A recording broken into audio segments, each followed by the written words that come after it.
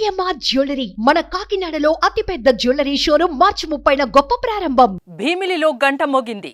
భీమిలి నుంచే గంటా శ్రీనివాసరావు పోటీ చేస్తున్నారు. పెండింగ్ లో ఉన్న 4 లోక్సభ 9 అసెంబ్లీ స్థానాలకు టీడీపీ అభ్యర్థులను ప్రకటించగా గంటా శ్రీనివాసరావుకు భీమిలి టికెట్ ని చంద్రబాబు కేటాయించారు. దీంతో కొన్ని రోజులుగా కొనసాగుతున్న ఉత్కంఠకు తెరపడింది.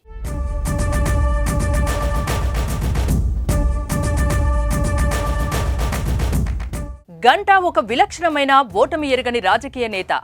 ఎక్కడి నుంచి పోటీ చేసినా విజయమే దక్కింది. 1999లో రాజకీయ రంగ ప్రవేశం చేసినప్పటి నుంచి ఇప్పటి వరకు ఒకసారి పార్లమెంటుకు, తర్వాత 4 సార్లు అసెంబ్లీకి పోటీ చేసి వరుస విజయాలు సాధించారు.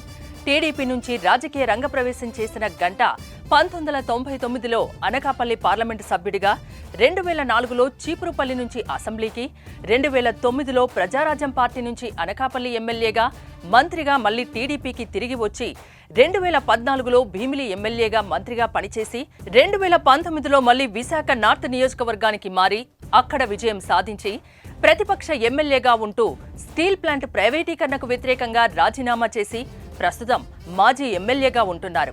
అయితే ఈసారి మాత్రం గంటా పోటీ చేసే స్థానంపై కాస్త ఊగిసలాట సాగింది.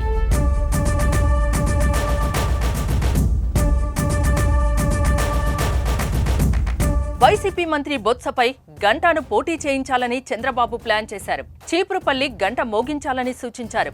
కానీ గంటా శ్రీనివాసరావు చంద్రబాబు ఆఫర్కు ఒప్పుకోలేదు. చీపురుపల్లి వెళ్లను అంటే వెళ్లనని తెగేసి చెప్పేశారు. భీమిలిలో పోటీ చేస్తానని పట్టుబట్టారు.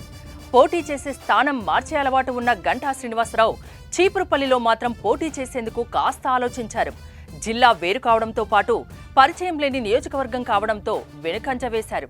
మరోవైపు విశాఖ పార్లమెంట్లో కాపు సామాజిక వర్గానికి ఒక్క సీట్ కూడా లేకపోవడంతో మళ్లీ భీమిలి నుంచే గంటాను పోటీ చేయించే ఆలోచనలో పడి అతనికే సీటు కేటాయించింది. ఇదే స్థానంలో వైసీపీ అభ్యర్థిగా అవంతి శ్రీనివాస్ ఉన్నారు. మరోసారి భీమిలిలో గెలుపు గంట మోగుతుందో లేదో చూడాలి మరి.